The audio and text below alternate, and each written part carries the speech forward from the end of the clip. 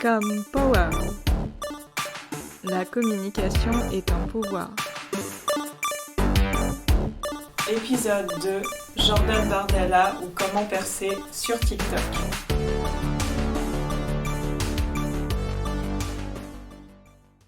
Dans le premier épisode de Comme Power, on a pu constater que Jordan Bardella avait plus de 2 millions de followers sur TikTok, ce qui est énorme si on le compare à quelqu'un d'à peu près la même génération, Gabriel Attal, qui en compte un peu moins de 500 000.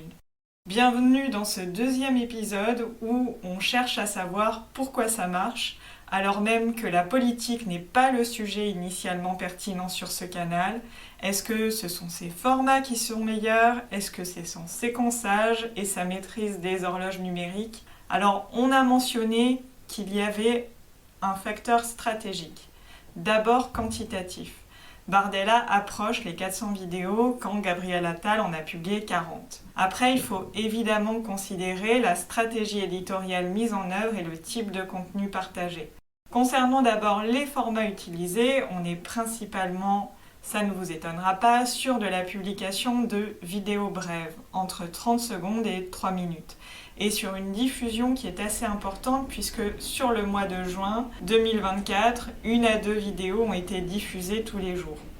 On constate aussi un usage plutôt efficace du carrousel en termes de vues, puisque celui qui présente la lettre ouverte à Squeezie obtient 4,9 millions de vues, soit 2 à 3 fois plus de vues que l'audience initiale de Jordan Bardella sur TikTok. Et c'est ce qui est assez frappant sur ce réseau. Le nombre de followers initial ne se limite pas forcément à la visibilité d'une publication auprès d'un public strictement abonné, ce qui permet aussi une évolution plus rapide sur les publications qui sont bien calibrées et adaptées au public et si on diffuse évidemment régulièrement du contenu. Le contenu. On peut dire que globalement les contenus respectent un prérequis assez simple. Une vidéo égale un sujet unique, égale une thématique ou un public cible, par exemple les femmes ou les agriculteurs. Et ce qu'on note en premier lieu, c'est la diversité des types de contenus proposés sur ce compte. J'en dénombre 4. D'abord, vous avez évidemment les extraits d'interviews en plateau télé sous-titrés. Ensuite, les face cam. Elles peuvent répondre à une organisation très structurée et préparée, avec une adresse directe au public. C'est le cas notamment pour la vidéo concernant les femmes. Mais elle peut être également plus spontanée. Bardella va lui-même tenir son téléphone lors de déplacements pour donner davantage de relief et d'incarnation. Dans une voiture, par exemple. On a également des retours sur certains événements avec des échanges directs et sympathiques, ce qui est le cas, par exemple, pour des agriculteurs. Cela augmente évidemment le capital humain de la personnalité politique. Et puis vous avez tout le côté backstage et coulisses en l'occurrence, avec par exemple la réaction de Marine Le Pen et Jordan Bardella filmée suite aux résultats du 9 juin. Diversifier les types de formats utilisés, c'est se donner le droit d'en tester régulièrement des nouveaux et s'accorder une forme de souplesse, de bon aloi sur des réseaux sociaux qui évoluent en permanence et en fonction des tendances. Cette souplesse s'est manifestée dans la vidéo qui dépeint la réaction de Jordan Bardella avec une forme d'autodérision aux edits sur sa prétendue histoire d'amour avec Gabriel Attal, avec en musique de fond Vita. Autre constat, ceci n'est pas un scoop, mais quand même, en y regardant de plus près, il faut arrêter de dire que la réussite de Jordan Bardella dans sa communication se résume uniquement à une stratégie TikTok.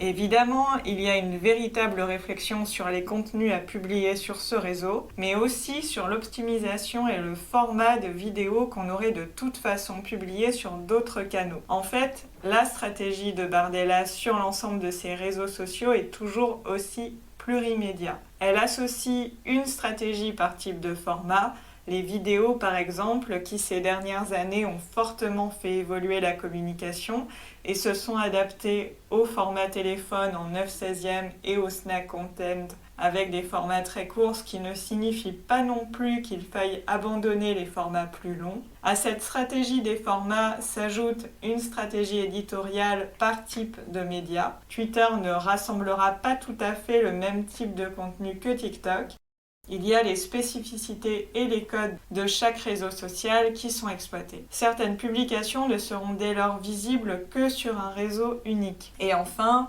on observe une stratégie globale d'image de marque qui s'appuie sur les réseaux sociaux dans leur ensemble, dans l'image qu'ils veulent donner de Jordan Bardella, une sorte de brand content du politique en tant que marque. Une partie des contenus va donc être exploitée sur plusieurs canaux, voire l'intégralité des réseaux sociaux en adaptant peut-être la miniature. C'est la vision cumulée qui nous donnera dès lors une vision de la réussite de cette stratégie. Globalement, on peut dire qu'on est sur un couple Twitter, Facebook d'un côté, Instagram et TikTok de l'autre, même si à chaque fois une partie des contenus sera distincte. Exemple concret.